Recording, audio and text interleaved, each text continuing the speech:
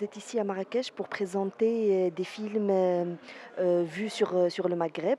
Qu'est-ce que vous pouvez nous dire sur ces films? J'ai présenté cette année je crois, 6 films qui proviennent des archives du monde, de Paris, de Londres, de Oslo aussi, et Washington DC. C'est les choses, pas seulement des choses distribuées à l'époque dans tous les pays du monde par Pathé ou Gaumont, les grands studios comme ça, mais aussi les films de famille. J'ai présenté hier, par exemple, un film de 1926 fait par un politicien américain avec sa famille dans le Maghreb. Et les choses incroyables, les images incroyables, par exemple, le Maroc aussi, en Algérie, aussi en Tunisie. Kerouan, par exemple, dans 1926, c'est une chose incroyable. D'accord. Justement, c'est incroyable de voir ces images. Vous les avez présentées au public à Marrakech. Comment le public a réagi face à ces films?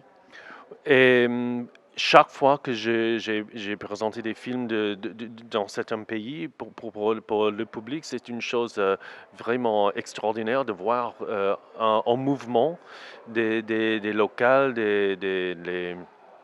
les cités qui proviennent. Sorry. Aussi en anglais, ça va? Bon. It, to show a public films from their own country is always such a powerful experience because people aren't used to seeing in moving images films like this. They're not used to seeing films that are really part of their cultural heritage but that exist in archives outside and that are not available. None of these films are available. You can't find them on DVD, you can't find them on YouTube. um, so to bring them to a public, really it can be a very powerful experience. Yesterday, for example, I had a clip that showed Damascus, 1907 Damas, 1907 Damas. C'est une chose incroyable, particulièrement après toutes les choses especially after everything that's happened in Damascus recently, to see something in 1907, for me to show films from Gaza, which I did not show here, but to show Gaza in 1917, fields, farms of Gaza, is something very, very powerful when you have Palestinians in the audience. It's something that makes you cry. Pardon, donc c'est toujours émouvant de montrer des lieux, des villes qui ont changé, bien sûr, on les montre comment elles étaient avant. Et ça crée de l'émotion chez le public, n'est-ce pas? Oui, c'est ça, c'est exactement ça. Ça. Ça crée une émotion très forte. Mais comme j'ai dit en avant, pour moi, c'est pas une chose de nostalgie, parce que nostalgie, c'est une émotion très dangereuse et le monde n'était pas mieux dans cette époque. Il y était les guerres, il y était des maladies, et tous les problèmes de pauvreté, de faim. Mais c'était un autre monde. Mais aussi un monde très proche de nous, parce que, par exemple, ma grand-mère était née dans 1900 et elle était dans cette époque et je la connais très très bien.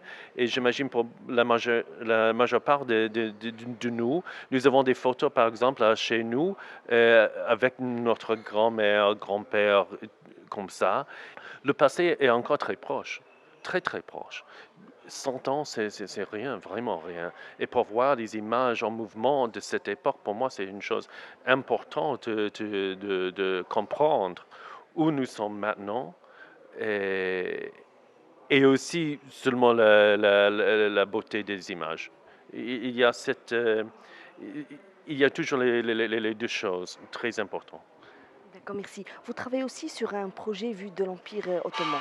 Oui. Qu'est-ce qui vous motive dans ce projet et qu'est-ce que vous avez pu découvrir grâce à ce projet?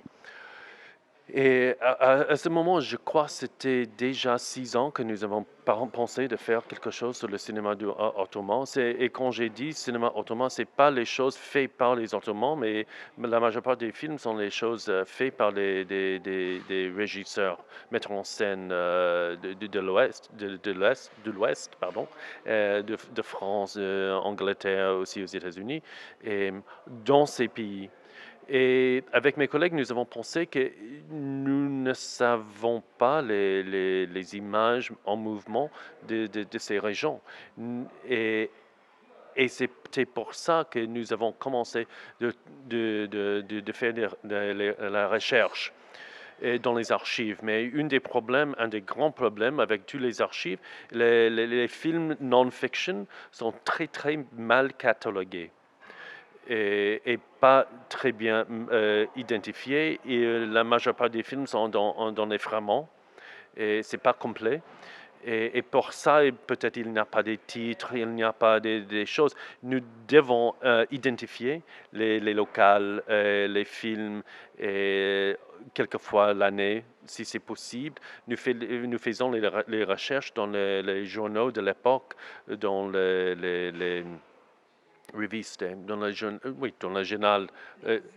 Les reviews, merci, dans les revues de l'époque, pour voir si c'est un film de Pathé ou Gaumont ou Charles Urban ou une chose comme ça. Et après toutes ces recherches, si c'est possible pour les archives de numériser ces films, nous pouvons faire un tour avec des programmes faits spécialement pour chaque pays, pour chaque ville, de donner une idée de l'Empire ottoman. Que c'était une chose, un empire dans notre tête. Nos têtes maintenant, nous avons l'idée on dit en anglais the sick man of Europe, et un empire failed, no, a failed empire. L'Empire ottoman, c'était avec tous les problèmes de l'Empire, c'était un empire plein d'ethnicité, oui, ethnicité, et plein de civilisations. Et pour ça, chaque fois nous faisons un programme de ce genre, nous projetons les films d'Istanbul, de Constantinople, et aussi, par exemple, Sarajevo, avec tous les minarets de Sarajevo dans l'époque de 1917, par exemple, ou Tunisie. Nous avons des films extraordinaires de Luxor dans 1912. Les films de chaque pays, existe encore les films. Et pour donner une idée de cet empire si maltraité par les historiens. D'accord, donc vous pensez que on n'a pas bien représenté l'Empire ottoman dans l'histoire. Absolument, c'est encore un problème. C'est un problème c'est toujours history is written by the winners. Il y a toujours ça, mais aussi il y a cette. Les mauvais perdants, les gagnants. Oui, c'est ça, mais aussi il y a toujours l'idée de l'autre, du musulman, les choses. Et dans les histoires, l'Empire ottoman, c'est l'ennemi, c'est dans la Première Guerre mondiale. Et, et c'est une chose totalement exotique pour l'Ouest. Et pour démontrer avec des films que c'est pas si différent ou oui, c'est exotique, c'est une autre chose que pour nous, c'est une chose très importante de souligner et de souligner l'idée de colonialisme, l'idée d'orientalisme, parce que ça existe beaucoup, beaucoup dans ces films. Quelquefois, pas dans les images, mais dans le texte. Par exemple, hier, j'ai présenté un film, Sahara the Mystic, fait par un metteur en scène américain dans 1922 jusqu'à 1927. Et les images sont très, très beaux.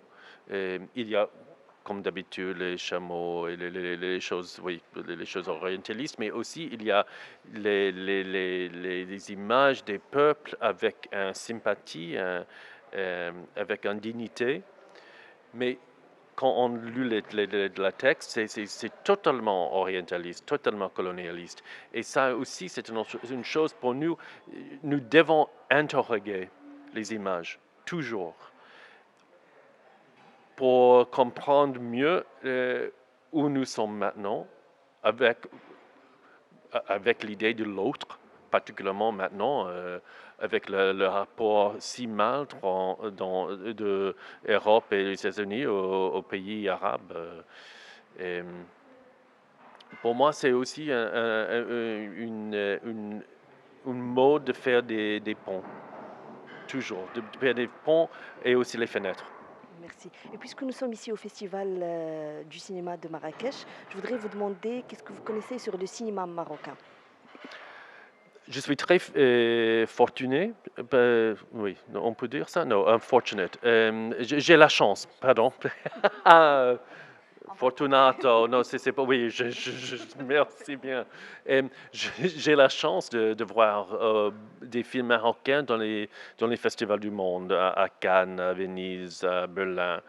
Et pour moi, c'est une grande chance de voir les choses importantes, intéressantes de ce pays. Et aussi, pour moi, une chose très importante, c'est que chaque pays a leur histoire, pas seulement l'histoire que l'Ouest veut voir, mais aussi parce que ici, comme dans chaque pays, il y a beaucoup des histoires dans chaque classe. Malheureusement, il y a une idée dans l'Ouest de voir seulement des images, des films, par exemple ici au Maroc, de pauvreté ou quelque chose, ou des émigrés, quelque chose comme ça. Mais il y a beaucoup des autres histoires. Et je suis très content parce que je crois dans les dernières années, il y a eu vraiment une idée de présenter plus d'histoires, plus,